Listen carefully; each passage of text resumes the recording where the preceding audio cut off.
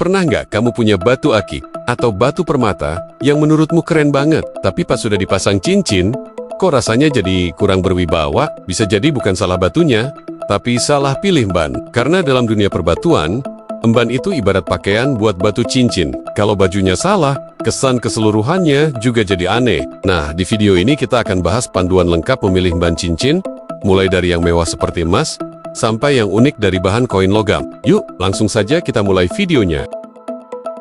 Kita mulai dari yang paling klasik dan bernilai tinggi, emas. Emas adalah logam mulia yang tidak mudah berkarat, tidak bereaksi dengan udara atau air, dan sudah ribuan tahun digunakan sebagai bahan perhiasan. Tapi karena emas murni itu lunak, biasanya emban dibuat dari campuran emas dengan logam lain. Misalnya emas 18 karat, 14 karat, atau bahkan 9 karat. Semakin rendah kadarnya, semakin keras embannya, tapi warnanya juga berubah. Emas kadar rendah biasanya cenderung agak kemerahan karena campuran tembaganya lebih banyak. Ini yang kadang disebut sebagai suasa. Suasa banyak dipakai di daerah-daerah sebagai alternatif emas karena tampilannya tetap mewah, tapi harganya jauh lebih bersahabat. Tapi perlu diingat, suasa nggak punya standar kadar resmi, jadi nilai jualnya tidak sekuat emas asli.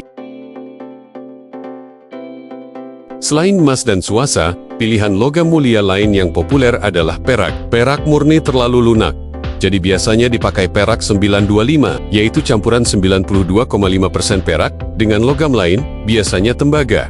Warnanya putih mengkilap, tapi lama-kelamaan bisa kusam karena oksidasi. Jangan khawatir, emban perak bisa dipoles ulang kapan saja, dan justru punya kesan klasik serta natural. Perak cocok banget untuk semua jenis batu, baik batu mulia maupun batu semi mulia.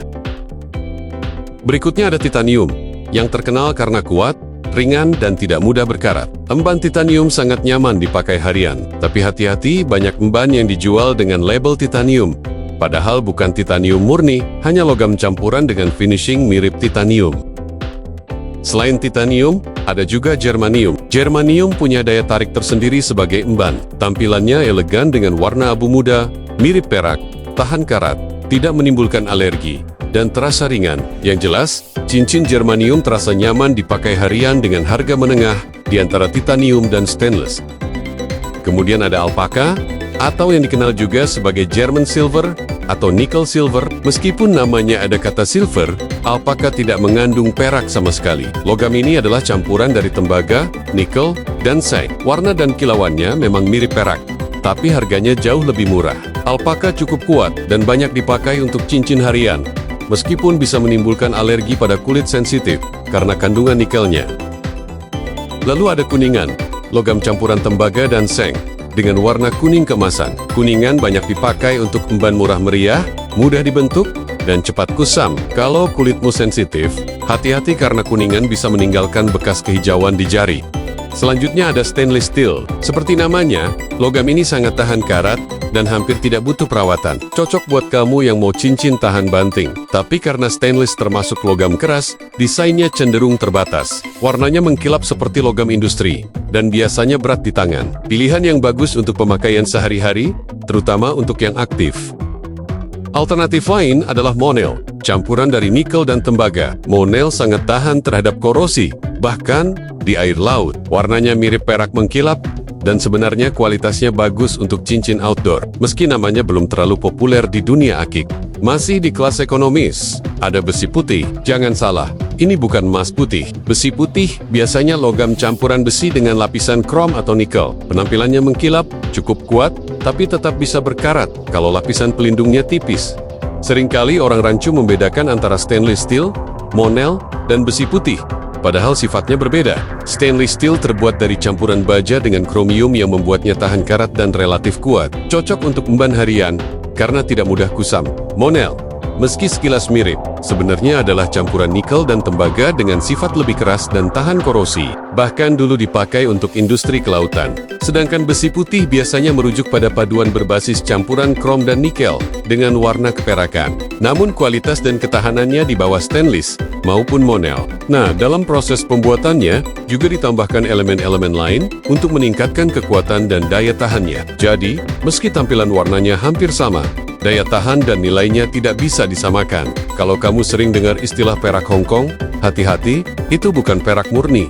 Nama ini hanya istilah dagang. Biasanya emban ini dibuat dari logam murah dengan lapisan coating menyerupai perak. Warnanya memang kinclong saat baru, tapi cepat pudar karena platingnya tipis. Selain logam, ada juga emban tradisional yang unik, misalnya tempaan uang logam, yaitu emban buatan tangan dari koin lama. Hasilnya unik, punya nilai historis, tapi kualitasnya tergantung pengrajin. Lalu ada emban tanduk, biasanya dari tanduk kerbau atau sapi. Emban ini ringan, punya kesan etnik, cocok untuk batu akik klasik, tapi harus dijaga karena tidak tahan panas dan mudah retak kalau kena air terus-menerus. Dan terakhir, ada emban kayu. Emban kayu punya kehangatan alami dan nuansa spiritual, tapi tentu butuh perawatan ekstra supaya tidak lembab atau berjamur. Jadi, emban yang kamu pilih itu sangat menentukan bagaimana batu cincinmu tampil dan bertahan. Jangan sampai batumu kurang wibawa dan terlihat mengantuk. Kalau kamu punya batu yang nilainya tinggi, jangan ragu untuk pakai emban emas atau perak 925. Tapi kalau kamu pakai cincin harian dan lebih fleksibel soal anggaran, emban alpaka juga bisa jadi pilihan. Dan kalau kamu pencinta gaya tradisional atau ingin tampil beda, emban tanduk, kayu, atau tempaan uang logam lama bisa jadi ciri khas tersendiri. Itu dia panduan lengkap memilih emban cincin untuk batu permata atau akik. Semoga video ini bisa jadi referensi buat kamu yang ingin tampil keren tanpa harus bingung soal bahan. Kalau kamu punya emban favorit atau pengalaman unik seputar cincin, tulis di kolom komentar ya. Dan jika ada hal keliru dalam video ini, mohon dikoreksi ya bro. Jangan lupa like, subscribe, dan nyalakan loncengnya biar nggak ketinggalan video terbaru dari Geostones.